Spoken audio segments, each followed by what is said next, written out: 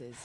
Et voilà, cette histoire du bac, forcément, ça réveille nos âmes d'enfants, d'ados en tout cas. Franck Atlan, bonjour. Bonjour. Merci d'être avec nous sur ce plateau. Alors, vous êtes directeur, tout de suite, on devient plus sérieux, du groupe Orlom, institut spécialiste de la préparation des examens et des concours pour l'enseignement supérieur. Et vous venez également de fonder l'école Tal Business School à Tel Aviv. Ça fait très sérieux. C'est quoi vos conseils pour réussir le bac et pour en tout cas s'y préparer comme il faut? Alors, je pense qu'il faut déjà bien distinguer les conseils qu'on va donner aux parents et aux enfants, enfin aux enfants, aux candidats, maintenant qu'ils sont bientôt, bien sûr, des adultes. Les 3 conseils qu'on pourrait donner en fait aux parents, selon moi, c'est d'abord de ne surtout pas faire de transfert. C'est-à-dire qu'on entend souvent dire les parents, nous passons le bac, nous allons passer le bac ensemble, en famille, avec le candidat. Et souvent, ça peut déstabiliser un petit peu l'étudiant qui porte de la pression sur lui supplémentaire, alors que déjà, il sait très bien qu'il a une gageure à relever qui est juste immense. La seconde chose, c'est à contrario, ne surtout pas dédramatiser. De pas dire c'est rien, c'est un examen que tout le monde a, et c'est vrai, 80%. C'est un énorme moment de sa vie. Mais sauf que 4 élèves sur 5 ont leur bac, donc on pourrait imaginer qu'en disant à son enfant, t'inquiète pas, ça va bien se passer, on pourrait y arriver, sauf qu'on se rend compte que souvent l'étudiant est dans un autisme émotionnel qui fait que de toute façon ce genre de conseil ne marche pas.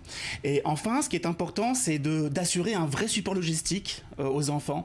Surtout pas en fait leur dire de faire ci, de faire ça, mais plutôt de les aider de façon, plutôt en sous-marin, de leur donner par exemple... En subliminal, préparer les repas, faire une ambiance calme à la maison. C'est ça, préparer la barre de céréales qui va les aider après 2 heures de philo à reprendre un peu d'énergie, mais aussi je pense tout ce qui va être les vêtements à préparer la veille, être assez neutre dans les conseils finalement, ne pas trop s'engager au niveau des conseils, essayer d'être le plus absent et le plus présent possible en même temps, c'est vraiment tout le défi que les parents doivent relever. Finalement, c'est toujours l'équilibre que doivent trouver les parents, en matière de bac ou d'autres choses, d'éducation. Oui. Incendie, vous retenez c'est pas toujours facile, je retiens, mais j'ai encore un peu le temps quand même. Voilà, exactement. Une bonne dizaine d'années. Alors ça, c'est pour les parents. Maintenant, les principaux concernés, finalement, ils doivent faire quoi pour bien se préparer? Je pense qu'à J-15, il doit déjà commencer vraiment à faire en sorte que sa journée soit bien organisée.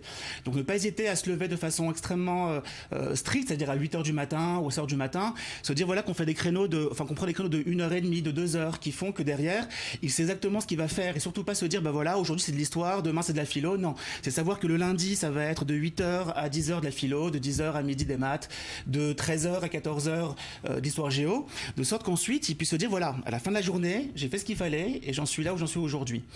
Le second conseil, c'est vraiment de se dire que il doit prendre du recul sur les épreuves qui l'attendent parce que clairement, tout candidat à J-15 a plutôt comme obsession de se dire voilà, il me reste ça à apprendre, il me reste ça à réviser. Est-ce que j'ai tout bien retenu? Exactement. En gros, c'est ça qui stresse. Or, on sait très bien que quelque part, il y a un peu d'aléatoire aussi au bac. On a beau avoir révisé tout le programme d'histoire géo, il y a forcément des matières qu'on n'a pas trop vues, des impasses qu'on va faire également.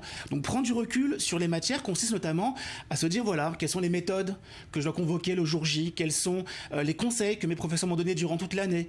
Et ne pas hésiter à faire des mini-fiches en fait pour se mettre en position un peu comme un athlète qui va aborder l'épreuve sur 4 heures ou sur 3 heures, ça dépend des épreuves bien sûr, et qui sait exactement comment est-ce qu'il va construire les choses. Alors pour ça, il faut s'y prendre à l'avance. Sandy, vous, comment vous avez révisé votre bac? À la dernière minute ou sur toute l'année? Bien, bonne élève, super consciencieuse? J'étais bonne élève assidue toute l'année. Maintenant, au niveau révision, je suis plutôt dernière minute. Ça c'est pas très bien, mais ça a bien fonctionné pour moi. C'est un peu comme ça que je fonctionne, donc ça va, mais c'est pas le conseil que je donnerais. C'est pas le conseil non plus de Franck, manifestement. Troisième conseil, Franck? Le troisième conseil, c'est de se dire aussi que le jour J, il y a quand même des réflexes à avoir, je pense, et ne pas oublier déjà de commencer à y réfléchir avant même d'y arriver devant sa copie.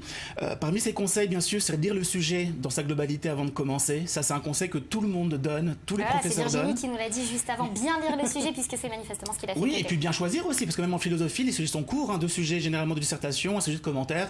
Ne pas se jeter comme ça n'importe comment sur n'importe quel sujet. Bien lire, prendre du recul et relativiser. Merci beaucoup Franck Atlan d'avoir été avec nous ce matin. Voilà donc pour ces conseils. Je vous souhaite une belle journée sur I24. On se retrouve demain, même heure, même chaîne.